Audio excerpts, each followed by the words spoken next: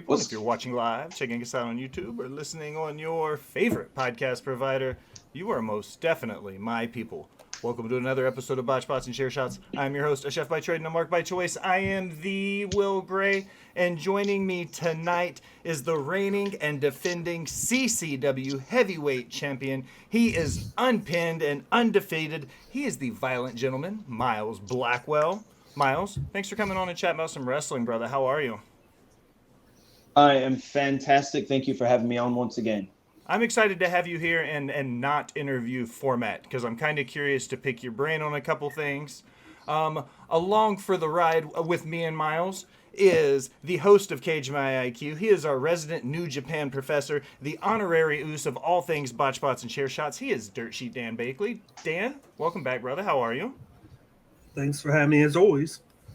I love you, Bubba. Always a pleasure. And playing the boss bitch tonight, he is subbing in for a sick Al. He is the executive producer extraordinary of Rivet City Radio and Off the Top Media. He is the Nick Jackson to my Matt Jackson. He is my boy, Jamey Rose. Jamey, how are you? What's up, brother? Just happy to be here, man. I'm excited to see you. I'm glad to get everybody here. It's a good episode. Got cool stuff to talk about. But as we get into it, everybody knows how this goes. The first thing I'm going to ask is, what has you pissed off for greatness, guys? Like, of everything in pro wrestling, good, bad, and different. It could be a match. It could be a gimmick. It could be gear. Miles, you're the guest. It's your first time on the show. I'm going to let you tee off. You can let one of the other guys go first to get a taste of the Kool-Aid first if you want, but you can tee off here. It's your go. Well, I mean, I am the violent gentleman, so let's tap into the gentleman part. Let someone else go first, and then I'll follow suit after the fact, yeah? Hell, since I'm a boss bitch, I'll do this. The IWC is what has me pissed off today. Fantastic. We had a pay-per-view yesterday that actually exceeded a lot of our expectations that we talked about the previous night before, Will. And to, go on to Twitter, first of all, you got, rate limits exceeded or whatever Elon Musk wants to put out there. I don't want to see that shit. I just want to see how many days it's been that Miles has been pissed off at Bob Vance from Vance Refrigeration. But besides the fact of that is that, we have these virgins on the internet that haven't seen daylight in weeks go on there and figure out, oh, LA Knight didn't get the briefcase. Oh, they did it this way and that how and live in Raquel. It doesn't matter. It was a great show. It shows us that they have these long-term plans and they are sticking to them. And they know what they're doing. They have plans that we're going to see stretched out. It's not probably in the same format that Vince McMahon has been doing for years, but we're seeing it done a different way and in a way that still keeps us entertained, a way that keeps us in it.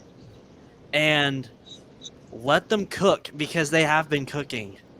There's still things, your favorite superstar ain't buried. They're just going in a different direction. So calm the hell down and enjoy the product. That's what has me pissed off for greatness. Dan, Miles?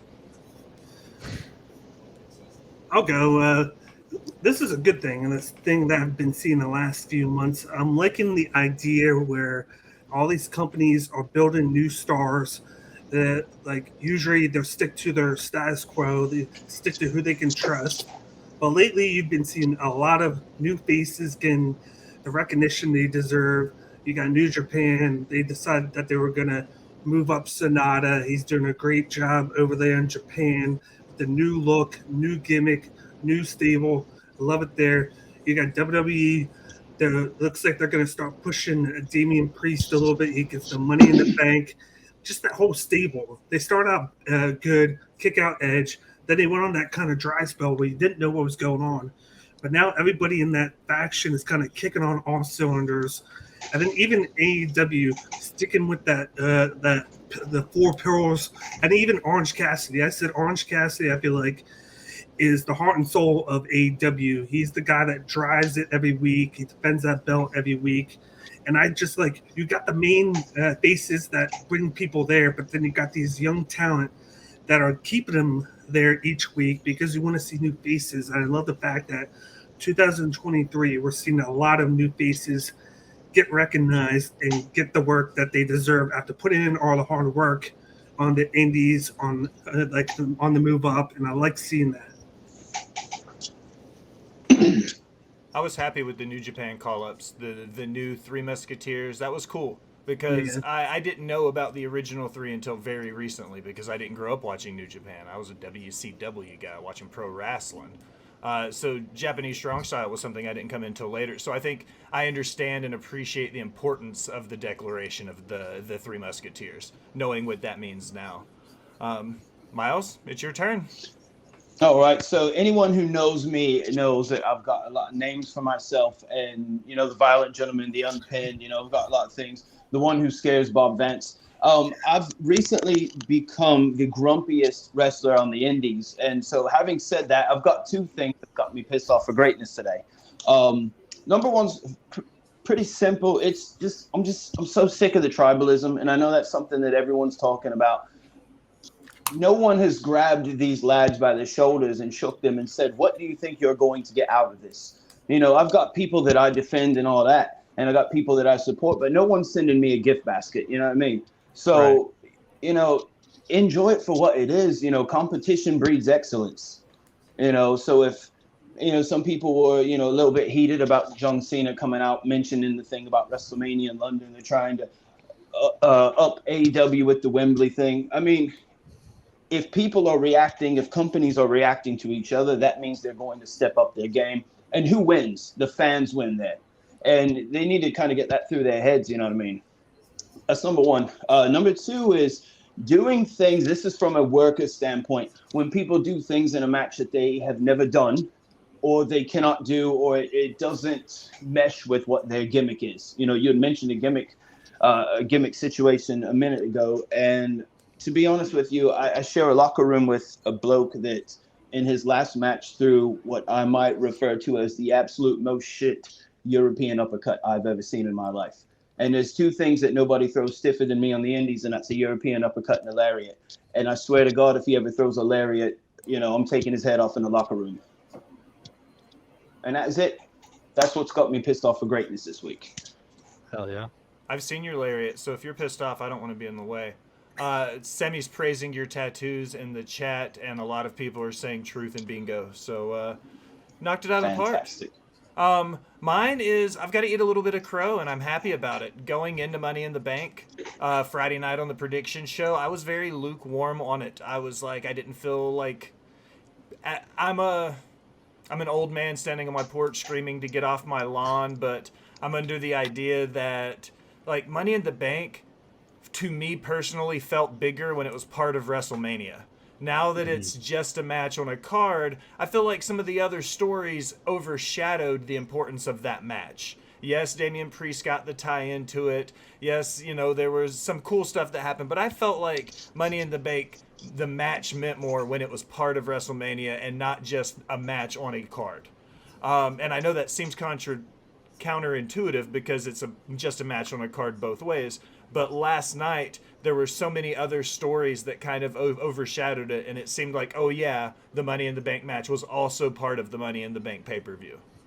You see what I mean? Like, I might be just looking into it too much, but going into it, I was like 5 out of 10 at best. Blew me out of the water. Every match on the card was solid. There didn't seem to be anything major. There were a few things we'll get to question-wise, but I felt like overall I was really overly... Like, I was hyped. When it ended, I was like, okay. Like, the talent showed out for the card. Miles, I do have a question for you. Looking over your shoulder, you can see, you're no secret as to the origins of where you come from. How does it feel as a British man seeing one of the big five, so to speak, be in your home, going back to the motherland, so to speak? How cool is that for you as both, as a Brit and as a wrestling fan / wrestler?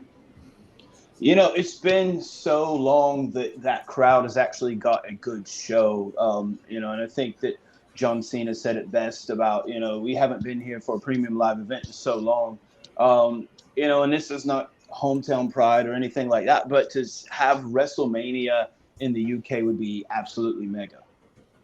it's just the same thing with Canada. You've got events that should be held there. Toronto is one of the biggest cities in the world, but it gets overlooked because it's not America. It's not the good old US of A. And I think that market could be, people come from all over for WrestleMania. So having a big pay-per-view or a big premium live event, because let's face it, we're not really paying for it anymore. In the UK it's a good thing. It's very cool. And actually, I'd forgotten about it until I was scrolling through Twitter and saw that Damian Priest had won Money in the Bank, and I forget, it was like in the afternoon, and what's going on? And then I realized that they were having it there, and the time difference and all that tackle. All right, guys, we're gonna roll right into it. Let's do a little bit of news and rumors. One of the things that happened last night, it's at the top of the list because whether you love her or hate her, it's kind of a cool achievement. Natty got awarded, I think it was 7 Guinness Book of World Records yesterday for most wins on Raw, most wins on SmackDown, most wins at premium live events. There were a couple other, but she set all of these records last night by being there and being at Money in the Bank. So my question is, where do you guys rank Natty on kind of that all-time list when it comes to female superstars? Like, where do you think? Because she doesn't get the glitz and the glamour as, say, a Becky or a Bianca or even a Sasha / Mercedes Moné. But where do you think Natty ranks overall in the hierarchy of women's wrestling? Any one of you can tee off here. I will call names if needed, though. That's tough because she's not over per se, but she's one of those workhorse women that's there day in and day out. I think the thing with her is she puts people ahead of herself, which isn't a bad thing because she knows that it's not just one person in the industry, it's everybody is there to do the work as a team to get the company promotion over, and sometimes that's where it kills her.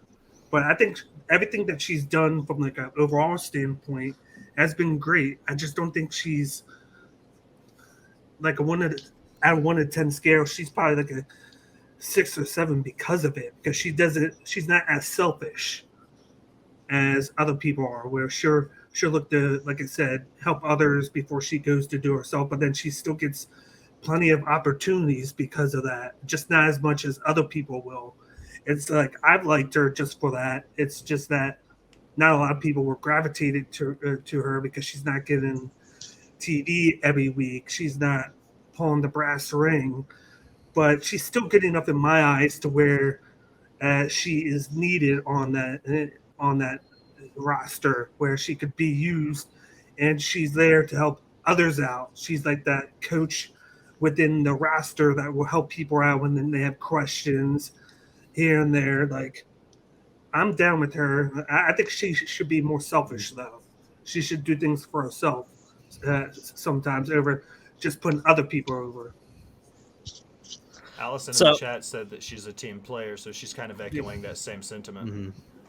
So my thing about it, definitely, Natty, everyone loves her, everyone knows her. One of those things is she's not in that Mount Rushmore conversation just because of just kind of how the career has played out. But the thing about it is that, she does everything from a company standpoint that, they want her to do. She's always willing to put people over. She's a great worker. She helps them out, coaches them up, pretty much what he says. I would say, when he says, she needs to be more selfish and do things for herself, I think if she was kind of in a younger stage of her career, absolutely. But at this point, she's doing the job that they want her to do, and I think she's perfectly happy with that.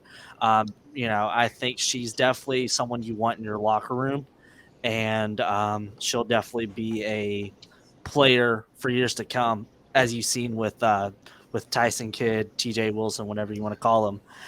Definitely going to have that presence more as the years go on. So, Mr. Blackwell? I think personally, I see her as opening a wrestling school material.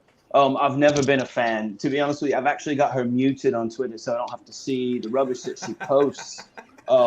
She's one of the reasons why I felt like someone should have listed at the bottom of their photos how many filters they have on the photo before it gets posted. But that's neither here nor there. I do believe that she does put others over herself, and that's certainly respectable. But I don't even consider her top 20 of all time.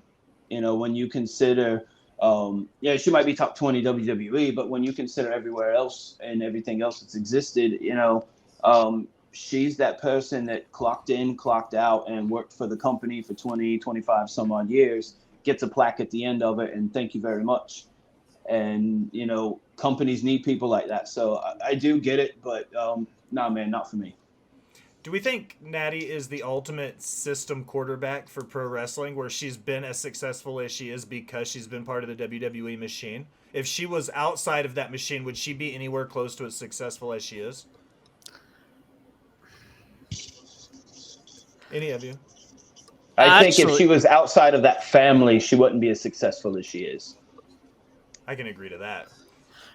The family, yes, but out of the WWE system, I think she would still be successful just because of how she is as a worker and her family name. So I think she'd still have success. Probably not to the point that she would have from a reaching the world standpoint of view, but she would definitely, from like accomplishments, she would probably still be very successful at a point.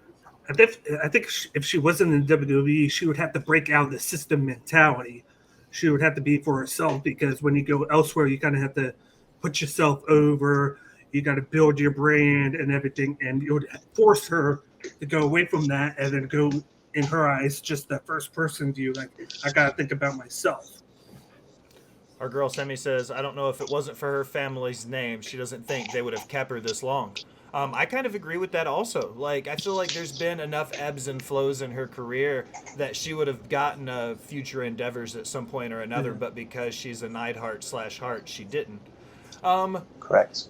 Somebody back from the UK, Drew, came back for Money in the Bank. You know, our boy Sean Ross Sapp over at Fightful, no free shout-outs, he reported that Drew has come back, but he's not on a new contract, or no new deals or terms have been set.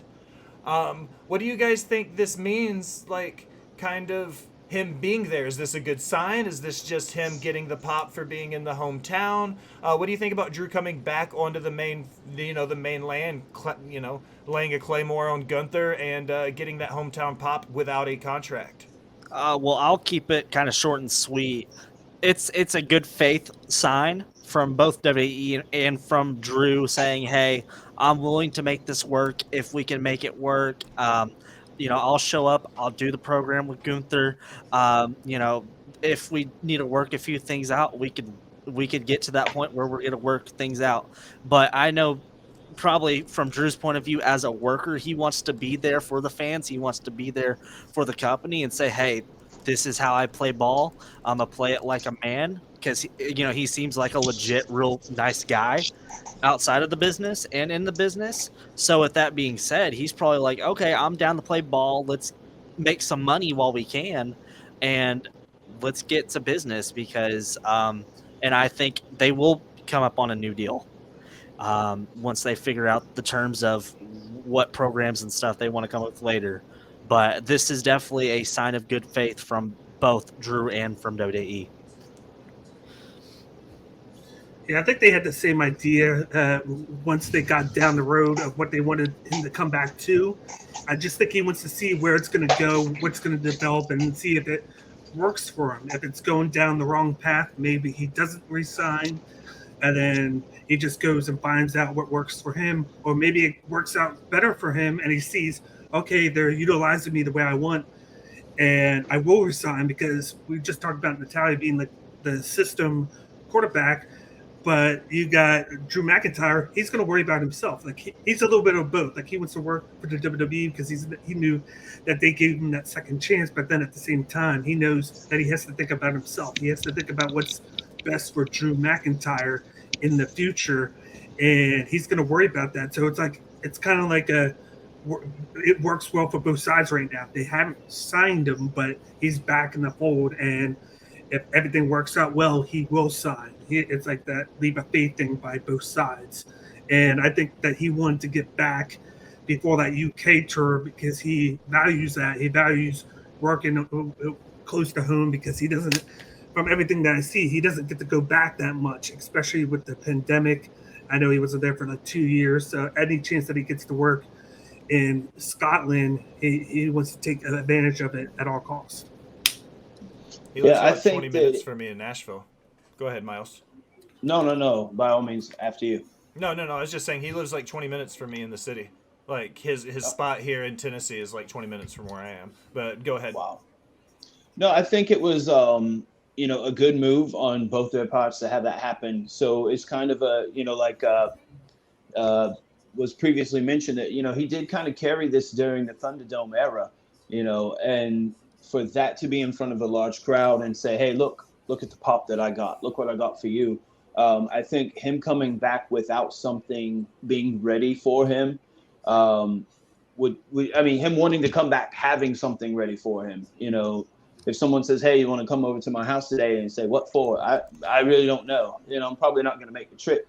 So I think they giving him a reason to show up and saying, "This is what we got laid out." Because as someone who wrestles and works, when you're always asking what's next, what do you have next for me, and no one has an answer, it's very frustrating and it makes you want to go somewhere else. I was curious about your take on that whole the uncertainty when that call from creative never comes. You know what I mean? And everybody I think in the business has to go through that at every point. But even somebody who's been at the top of the tops with WWE, been a former world champion, when creative just stops calling, it has to be that pit in your stomach, right? Correct. Yeah. Sticking with WWE for just a second before we dive into AEW, unfortunately, Darren Drozdov, a very sad moment in wrestling. Droz, aka Puke, LOD 2000. He passed away. He's a former Broncos defensive lineman. I completely forgot he was in the NFL. He passed away at 54. I grew up on that, the Attitude Era. I was, 12, 13, 14 years old as the Attitude Era started ticking off. I remember Droz well. I unfortunately remember that match with D'Lo. It's sad anytime we see somebody, especially somebody you grew up watching, pass. You guys got any initial memories that come to mind when I say the name Droz? Well, of course, it's the nickname Puke because the way that he got into it was just explain the whole meeting that he had with Vince McMahon and telling him that he could do that, and then it stuck with him. I've always had like a little thing with him because he's a local guy, only 20 minutes away from me, up the roads. I always support local guys a little bit more than anybody else because just where they are from. And then I just stuck to him, and then I loved everything that he did. He had his own unique gimmick, and it worked for a while. It just sucks the way that it ended. It happens. I know it's not on purpose. Everybody knows that. It just sucks that it created a thing for him where he had to stop doing what he liked to do. And then he was kind of paralyzed from it. And it changed everything for him, but he didn't let that kill him. That he still tried to live afterwards. But like I always dug what he did in the ring, and then of course they had him try the whole LOD thing, which was unique.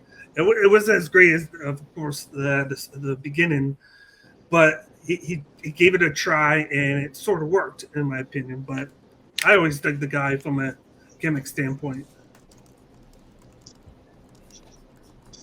Jamey? Yeah, I mean, I don't have a lot of. Oh, I'm sorry. Go ahead. No. I was just gonna say Jamie Miles. Whichever one of you wanted to go next. Well, I'll just say this without interrupting. I mean, I'm kind of dating myself as the younger guy here. I'm not very familiar with anything that Droz has done in his career. Looking back, I do remember some of LOD 2000, but at the same time, I'm just like, I'm really like kind of just respectfully, kind of just let's remember the guy for the career he had and on the passing.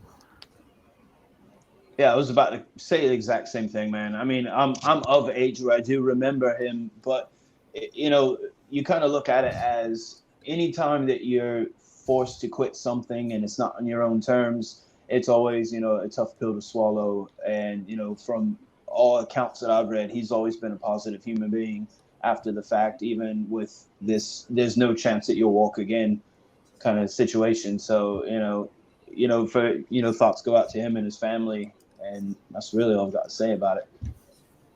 Droz was one of those characters that was like, growing up, I saw his work, and he was the quintessential mid-card guy, and that's not a slight at all. Everybody, and I think it's like a lot of people say somebody's on the mid-card like it's a slight, but he was able to keep the lights on by being on that mid-card role his entire career, and I don't feel like there's anything that's wrong with that.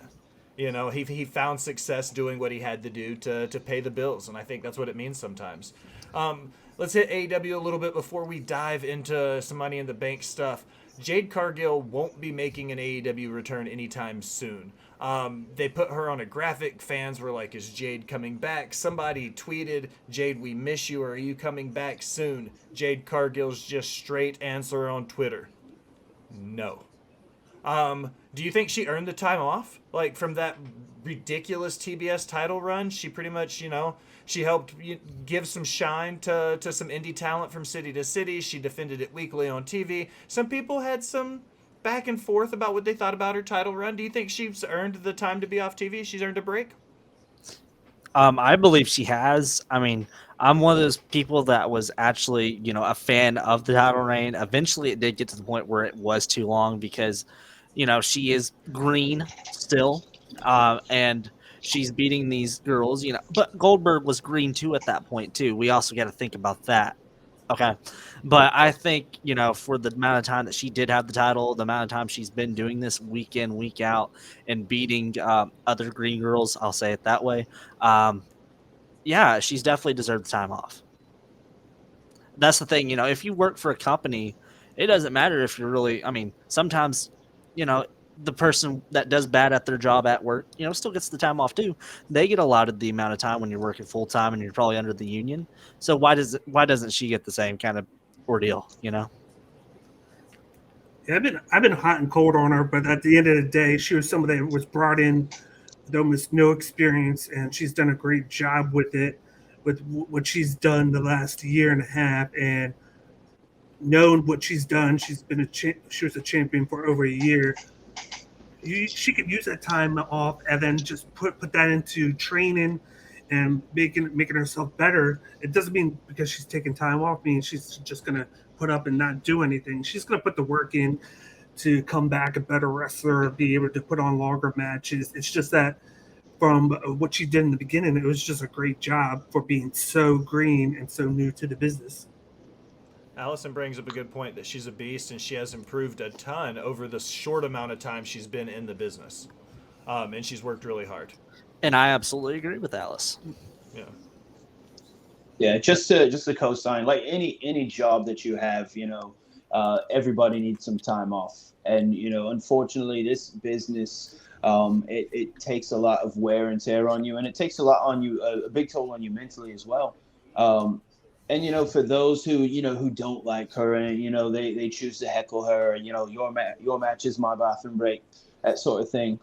We've all learned from the whole John Cena thing is if you leave long enough, people will want you to come back. Mm-hmm. And I think that could be something in the future is, keep her off, let her go, maybe even reinvent herself to a degree and then come back to a different type of reception. Definitely gives her time to go and work on her trade and not have people constantly bug her. I think it's going to be a good thing for her. I kind of like how on Ring of Honor they had Smart Mark working with Layla Gray as her manager right now with Jade out. So it kind of builds up Layla a little bit because she wasn't working at all while Jade was on that run. And now she's getting that run in Ring of Honor, getting time in the ring, have a manager, and when you bring Jade back, that could help boost Jade out, knowing that her second fiddle is working in the ring each and every week while she's out. I can echo that, just speaking into the chamber. Like everybody said, I think I agree with everything. I don't really have too much to add to that. Another AEW topic is Fight Forever came out. It's been out for a little while now. Do you guys play video games? Any of you had a chance to play it? I'm a big gamer. I just haven't, from everything I've seen, I just haven't made the crucial kind of want to buy. I've seen people's, critiques of it and all of that, and I've seen some gameplay. I'm waiting until it goes on sale to get it. But I think for an arcadey style game, it would definitely be a fun party game for sure. Just nothing I'd play daily. Sorry to interrupt. No, you're good. I got my son the game. He likes it. Just like you said, it's like a fun arcade game. It's not going to be something where you try and compete against WWE 2K23 because that's been out for over 20 years. I feel like AEW came out with their own game that they're doing a certain thing with. They want the more like old school arcade style, kind of like with like No Mercy and all of them, where it's with the graphics and everything. It's not going to be perfect, but they're not focused on that. They're focused on the gameplay and all like the little nuances put into the game. Yeah, it looks like an absolute fun game. I do plan on purchasing it in the future. I'm from the school of, like you said, No Mercy and WCW and NWO Revenge. And I remember that game was like one of them, I remember being in, 12, 13 years old, and it was some of the most fun. We would play for hours, that game. So having said that, I mean, I think if you take it for what it is and not try to say, well, the graphics of this or that, I think that it's for a guy like me who's a bit older, it sounds like a lot of fun. Mm-hmm. And it's funny that we're talking about gaming and coming from a guy like Will who plays Fortnite. I play a shit out of Fortnite. I'm not even embarrassed to say it. I love that game. It is what it is, man. Like, everybody's got a guilty pleasure. We don't yuck any yums around here. No, I'm just giving you shit, brother. I know. I like it. It's fun. It's an easy game. I need to get it to play with you, brother. Yes, you do. All of us. Let's dive into some Money in the Bank talk. That's why we're here. It was the big premium live event over the weekend. Start at the top. I'm going to ask you guys, the crowd wanted LA Knight. We got Damian Priest. One, what did you think about Damian winning it? And two, was it the right call? Because a lot of people are saying WWE's done this in the past where the fans have wanted something and then they have been 180 degrees and ignored us. Then we've seen it the opposite way where we've gotten Kofi Mania and Yeselmania and the few times where the fans gave WWE no choice but to give us what we wanted. What do you guys think about Damian being the guy, and was he the right pick? I definitely think he's the right pick. I think, all these guys did show out. Everybody showed out. Logan Paul, I love how they integrated him into everything in this match, and they also beat the hell out of him and did it in great fashion. I think Damian, though, is the right choice. It's also the safe choice. Yes, you have LA Knight. He's over like Rover. Nothing's touching him as far as his popularity right now. That's the thing. No one's got to worry about that right now. And like Triple H said, there's bigger plans, but we got to wait. The thing about it, though, is that, you got these storylines and they're going to cook up a lot of stuff. But the match was great. It was one of the better Money in the Bank matches I've seen, especially as of late. So I think WWE did everything right in this matchup. Yeah, I'm happy with the decision because with the new rules, with the how they kind of changed the wording where they could cash in on anybody now, so it makes you think that somebody's going to cash in on a mid-card title, and I think a lot of people will be mad if LA Knight won it, and then he went and tried to cash it on, say, the Theory, or he went the wrong, tried to cash in on Gunther, and was unsuccessful. People will be rioting because they're so into LA Knight right now. So it allows you to kind of cook him a little bit longer. You got the crown on his side. You can wait till the right time to cash in on the likeness of him to where he goes for a belt and it's going to mean more. You're kind of making the people want to tune in each week to finally see when he finally gets that shine, to finally get that moment that we were hoping for at Money in the Bank, but he didn't get it. You can have Damian Priest. You're building him up now. Like, I felt like for a couple of weeks he was losing in matches. It was like, what is he doing? He's just going to put in these matches to lose. He gets the belt. The briefcase out of nowhere, and he gets that pop, and it's like, okay, they're going to put him in, and maybe he wins that world title from Seth Rollins. Maybe he doesn't, but at least he's given that opportunity. Right now, LA Knight is a made man with the crowd. Sometimes I feel like they pipe out the crowd because they don't want the crowd to be on his side that much, but then they kind of are forced to have to deal with it because the crowd is just so into him saying his name, LA Knight, going with them. The UK crowd was just into it on Friday night and on Saturday. I think just waiting a little bit longer is the right move. You're kind of just taking advantage of the notoriety, and you're getting people to tune in each week until they strike on it. And there's a bigger moment coming up in the future. Otherwise, they would have did it now. All right. I think that some people are actually bigger than a gimmick being attached to them, and I think LA Knight is one of those guys. He doesn't need a title. He doesn't need Money in the Bank. And I think he's one of those ones that the chase for that is going to be the bigger story. To be honest with you, Damian winning was something that caught me off guard, but being a wrestling fan since, as long as I can remember, I had this feeling yesterday that when he did come out there during Finn and Rollins, that he was going to cash in the middle of the match, do something, throw Rollins out of the ring, whatever, and lay down and take the pin. With Finn being, the leader of the Judgment Day, and just kind of like sacrificing himself. So you have two people in the Judgment Day holding gold. That didn't happen. Again, it is what it is. I think fans being upset about it one way or another, we have people that can't really lay out their medication for the week, let alone book an entire wrestling company, show after show, week after week. They just want to book the one person they care about. So people need to see it as a bigger picture rather than just, hey, I want my favorite to win. And if that's not happening, then I'm going to be upset and go on about it. Let's catch up the chat. Sammy said she thought LA or Logan. I think, like I said, my heart wanted LA Knight, but Damian makes sense. Logan Paul was that left field, guys. Like, you never know if they were going to have that be the case and put the briefcase I like this whole Logan. thing. I like this whole thing with Logan and Ricochet. I like what they're doing, stepping it back from the Royal Rumble where they had that moment. They kind of revisited it a couple weeks ago, and now you have the moment yesterday with the Spanish Fly through the table. I think they have something for a low-key good match for SummerSlam that they could build to if they try to do it. Agreed. The women's tag match. Raquel and Liv got the belts. That was the second match on the card. It was a really shitty segue. That one just kind of happened.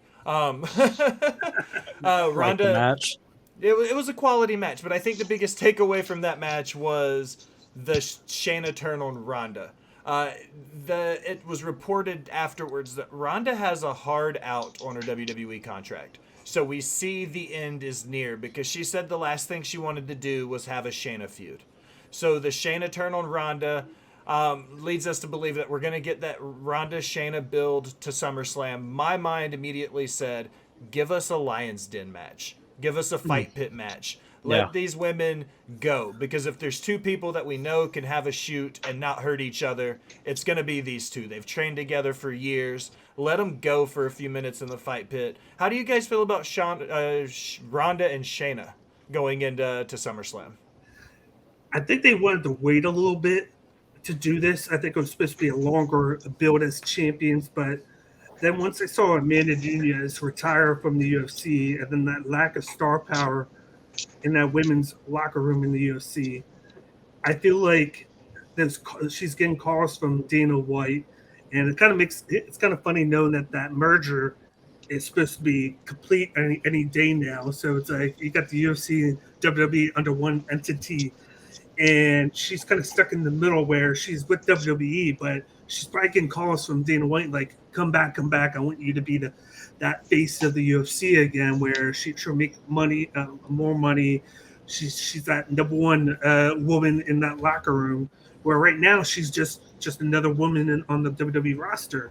After that first year, she's just been kind of in and out because of personal reasons, having a kid, just having directions with creative differences.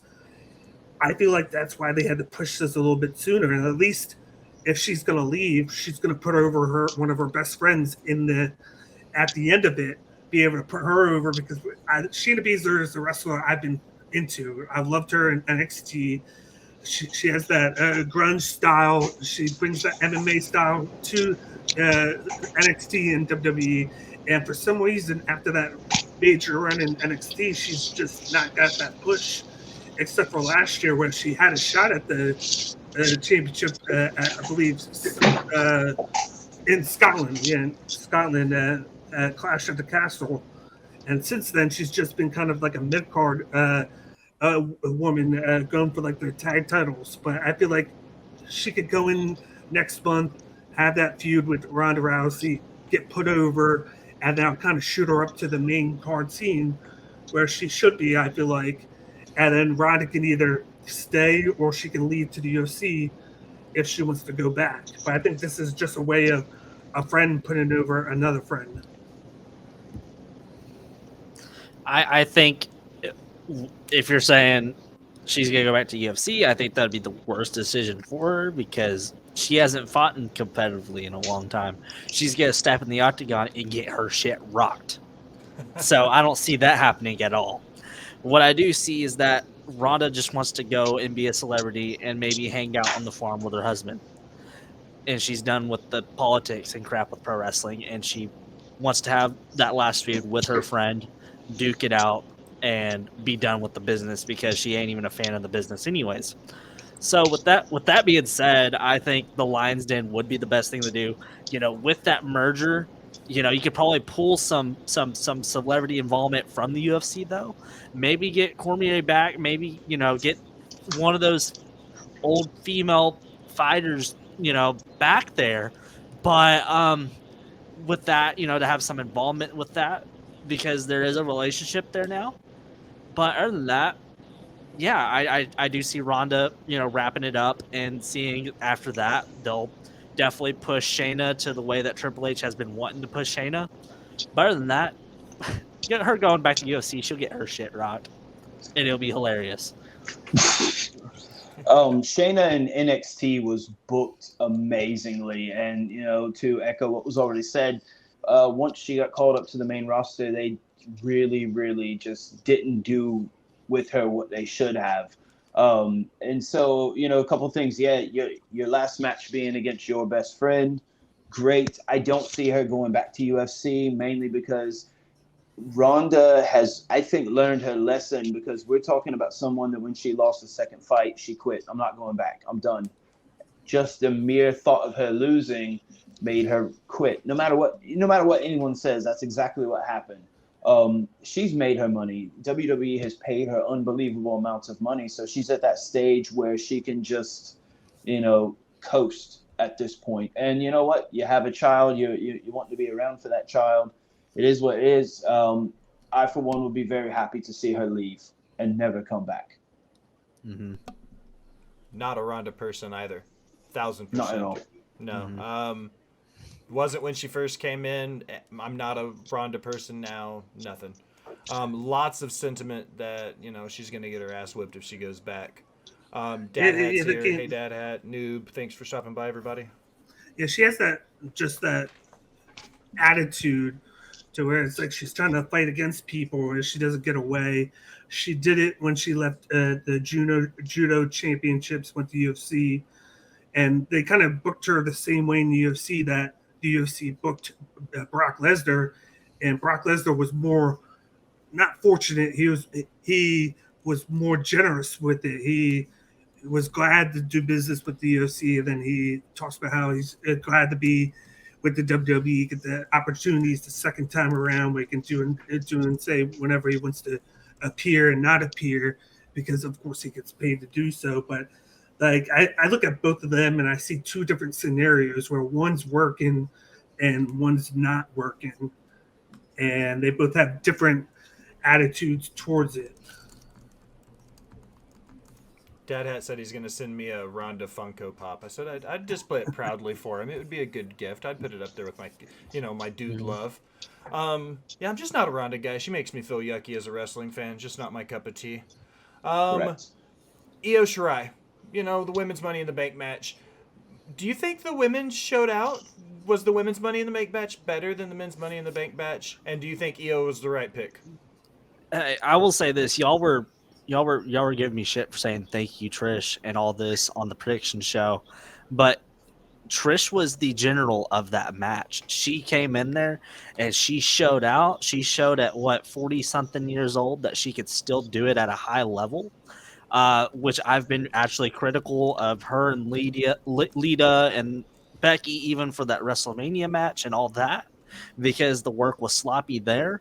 But with this match there, all the women did great. They all showed out. Of course, you're going to have a little bit of cooperation there with setting up these spots, but other than that, they executed them to perfection most of the time, and everything looked great, and the right outcome did happen, and it's going to set up some great storylines, and you're also concluding a few storylines. So WWE did a great job putting this one together. Whoever produced it in the back, I give them a round of applause. Chef's compliments. I'm still in your gimmick, Will.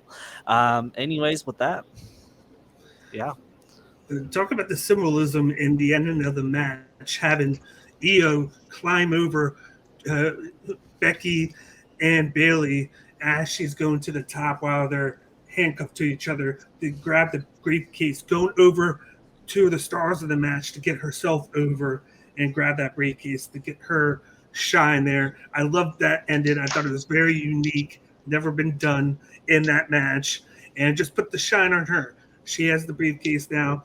I'm looking forward to the potential of an Io versus Asuka match. Like I said before, I'm liking these unique matchups where it's not just the four horsemen all the time, or you got Charlotte on one side, you got Becky and Ronda. I feel like Charlotte and Becky don't need the belts anymore. They're built without that, and even to an extent, Bianca is built as well. So now you're giving these people shine, and you have the potential to have two Japanese wrestlers go at it at a big pay-per-view, which would be great for that audience to be able to tune in and see two of their own go at it for a title, or to have Io cash in on Asuka in a potential triple threat match where she's putting the belt on the line against Charlotte and Bianca, but then who wins?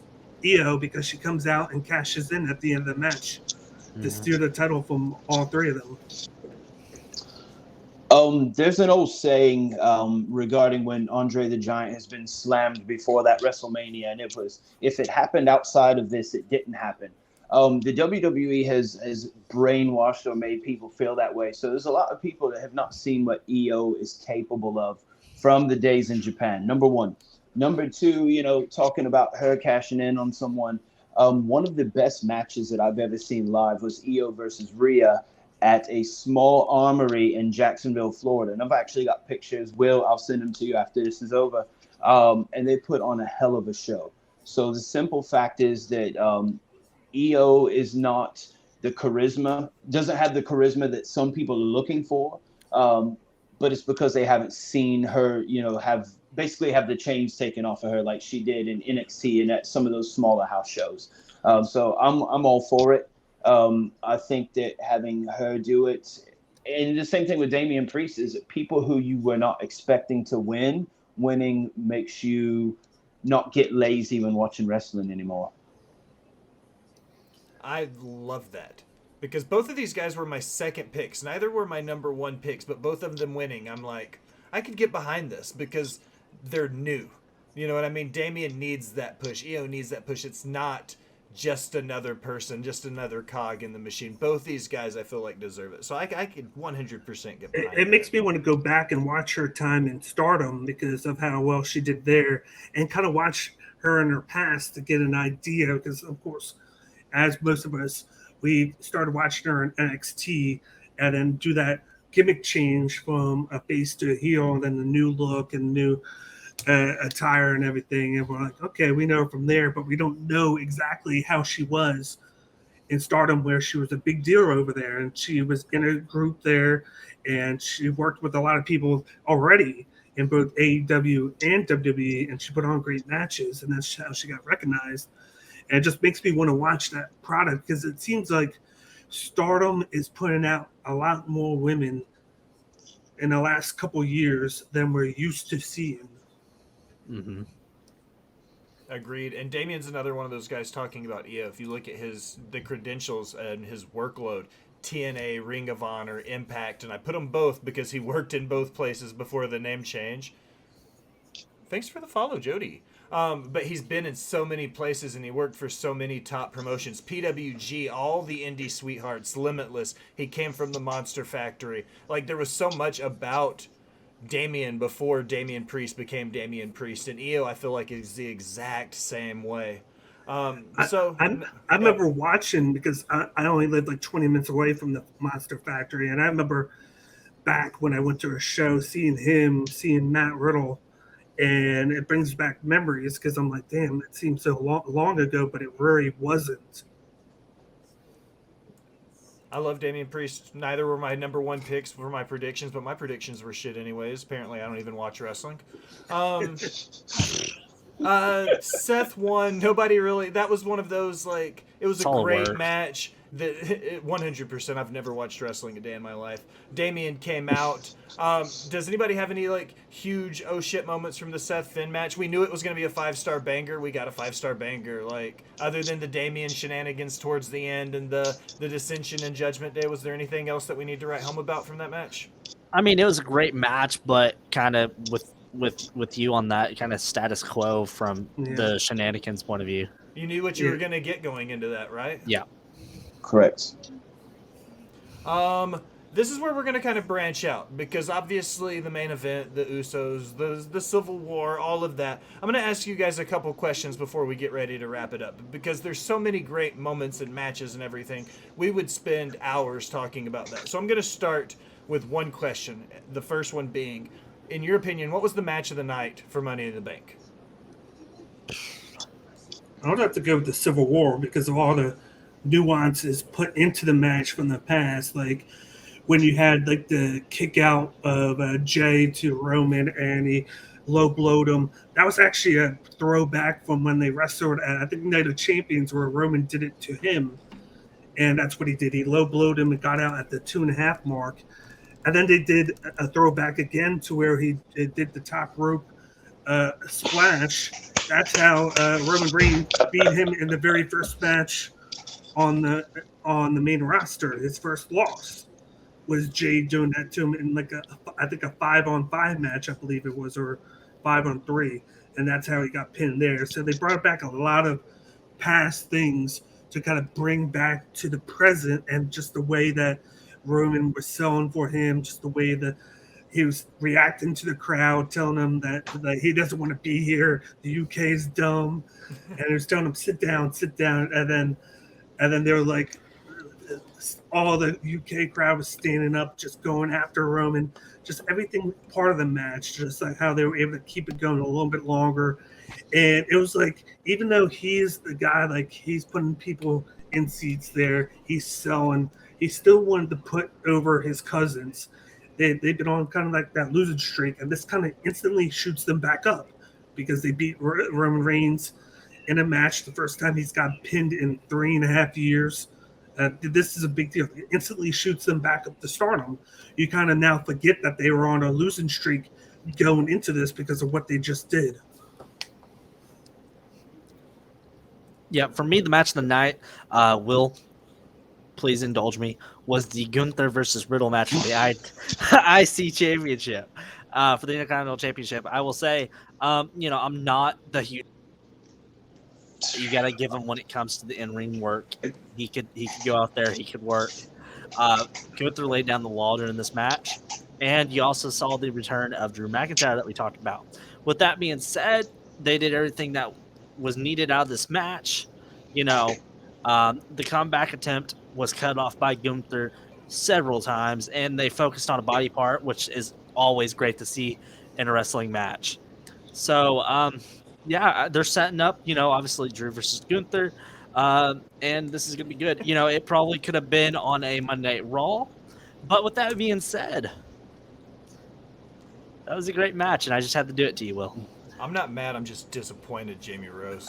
Come on, Dad. You think you know a man until he says Matt Riddle has the best match on a card that has Seth Rollins, Roman Reigns, Jimmy, and Jey Uso. Like, I had to be that guy. I'm a Gunther fan. Not mad, just disappointed. Mr. Blackwell, what was your match of the night? Yeah, you're about to be disappointed a second time. No, I'm just kidding. What I did thoroughly enjoy from that match, though, was Gunther taking the ankle tape off of him. it's very Miles Blackwell. And it's pro So wrestling. Yes. so I did enjoy that. Honestly, it's just, for me, the finish of a lot of things, and I'm gonna have to say the women's Money in the Bank, based off of that finish Bingo. alone, from Becky fish hooking Bailey with the handcuffs, to the way how creative the finish was. Whether there's symbolism or not, the creativity of that finish did it for me. Absolutely, and echoing what you and Dan both said with her climbing over the stuff, and Bailey and Becky always being tied together. Cinema. WWE killed it. My match of the night, I'm gonna to follow Dan. It was the Bloodline Civil War. I feel like it was beginning to end, the culmination of everything that's built up to this point. Whatever happens next is gonna be huge. So I think they got the match of the night. The follow up is the moment of the night. What was the biggest moment for you guys? Was it Drew's return? Was it Damian or Io? Was it the end of the main event? What was that moment that was like, this is it? As a fan, for me, it was Drew's return. Drew is my favorite WWE superstar currently, and it has been for a long time.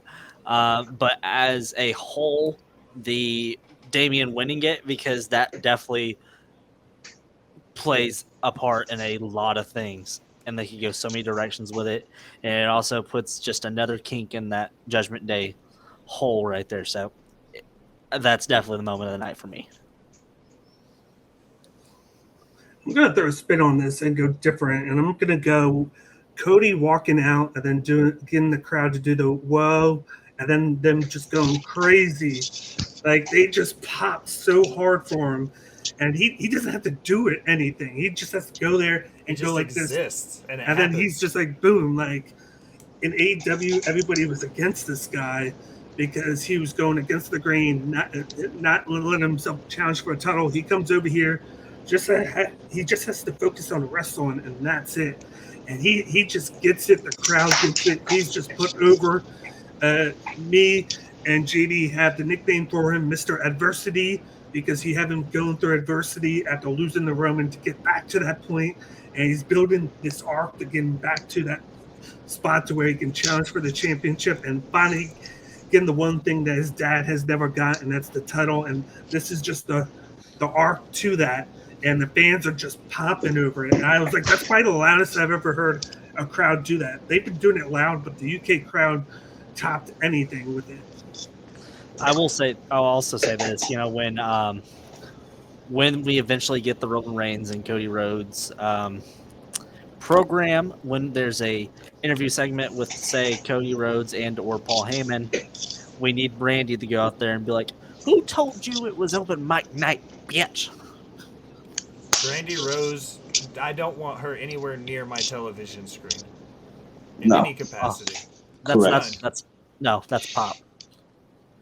No, thank you, Jamie. That's two strikes, man. We're almost through. You almost made it the whole episode. I will kick you out of this chat. Don't embarrass me in front of Miles. Come on. I would honestly say for me, the moment of the night is Dom simply existing is the most purest form of heat that I've seen. I actually posted something about it yesterday, but all of your rate limits were probably exceeded, so you didn't see it. But, everybody thinks that heat is you've got to say something about someone's family member, or, everybody, has got their head up. MJF's ours, same thing with Bully Ray and all that tackle. But Dom simply existing, that crowd just rained down on him. And we all know that UK crowds are the best. I am very, very biased in that. If you don't believe me, watch some Progress Wrestling. And when they were chanting to the tune of Seven Nation Army, oh, Dom is a wanker. Like, that was the greatest thing for me. I enjoyed that thoroughly, and that just shows that he is affecting them as a real heel should. So it was good to hear it on that big of a scale. So that was the moment of the night for me. A little bit different, but I enjoyed it. Mm-hmm. My moment of the night also incredibly different. And as an old school, movie buff, that was the 007 entrance. Like, the theme at the beginning being 007 themed was perfect. I loved that, and I didn't know that was the case. So when I saw it live, I was like, that was amazing. So they set the bar high by blowing me away with the intro, and then every match after that, like I said, going into it, I said 5 out of 10. I thought it was going to be a very middle of the road pay-per-view, and by the end of it, I was blown away. Like, all 7 matches were bangers, with the exception of Riddle. Last question before we wrap it up and go home. Wrestler of the night. Who had the best performance of everybody on the card? I'm gonna go with EO. I'll jump in there quick. To do a moonsault is a thing in itself. To do one off of a ladder is another thing. Now, if you watch closely, when the camera does pan out, you see Trish kind of laying there holding it. Because anybody that teaches you anything about jumping off of a ladder, typically you just fall off of it. But to me, EO, moment of the night, not moment of the night, but wrestler of the night, to navigate any kind of match with more than 3 or 4 people is a difficult scenario. And, I'm going with EO. Without a doubt, man. Jamie, Dan? I'll say this. I think Damian Priest is the performer of the night. I think he's finally gotten past that the challenges that he's kind of climbed himself out of. He's done everything the company's wanted to do. He put Bad Bunny over in Puerto Rico. He's been doing the thing with the group. He did the gimmick during the pandemic era where he was bipolar. He's done everything they've asked him to do. He's went through a total body transformation. He looks great. He's in the best shape of his life. He's pretty much doing everything to the status quo that the company wants him to do, and they're rewarding him for that. And he's definitely going to be a big piece of the future that Triple H has set. And that's my performer of the night because he's killing it.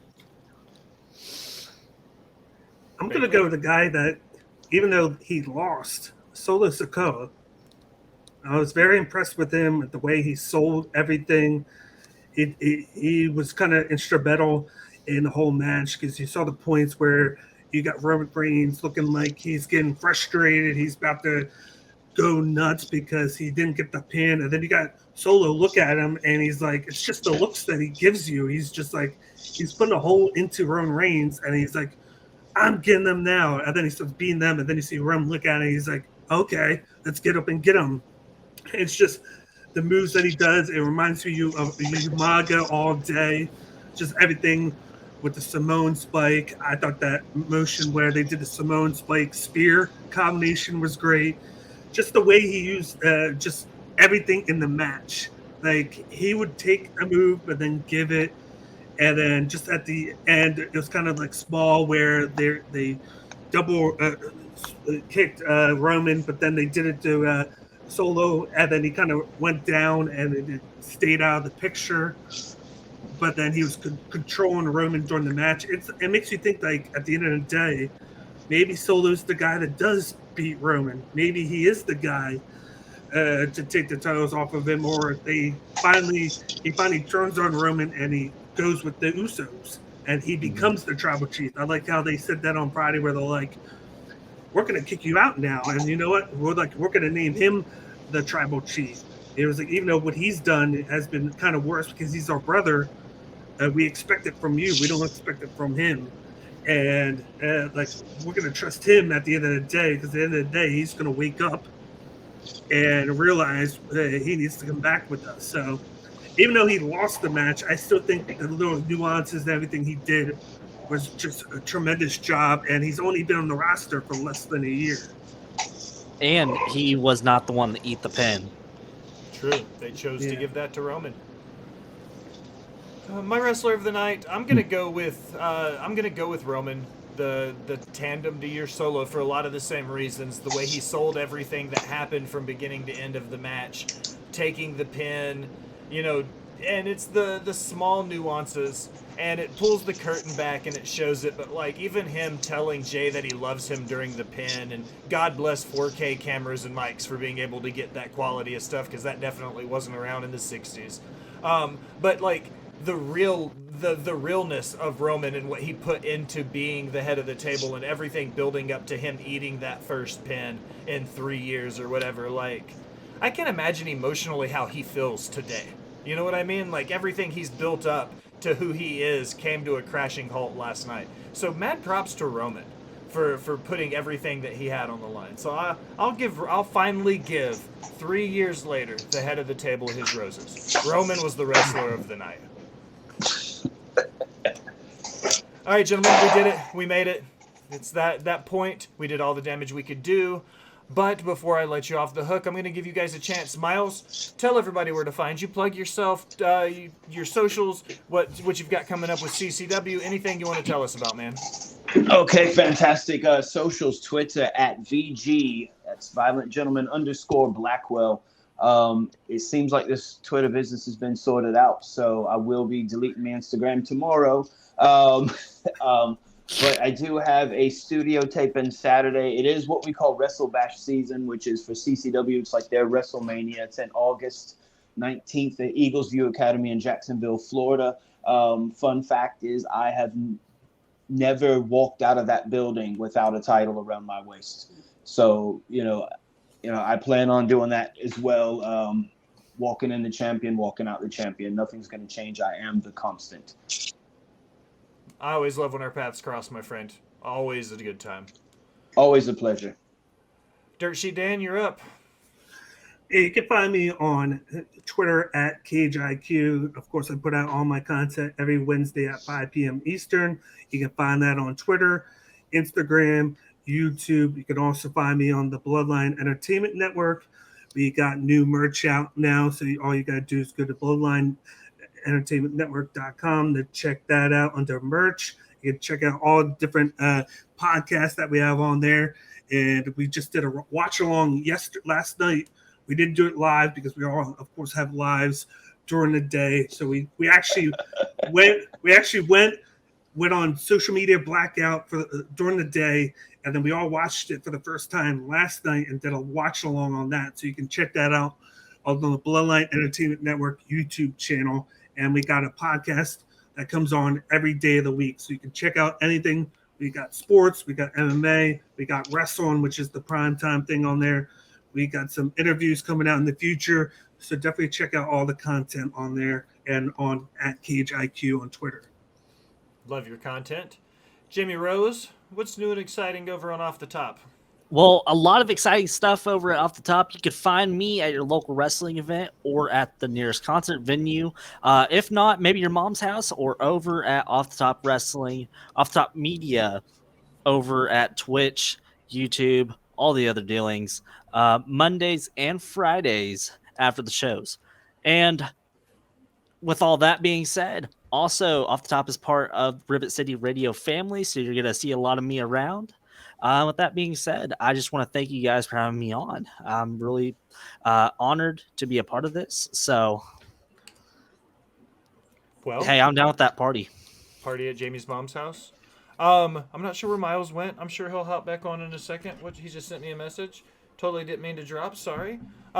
It's all good. It was the end anyways. Not a big deal. Follow. I've got some housekeeping work. You guys know me. I've always got stuff to say. Look in the link in your description, people.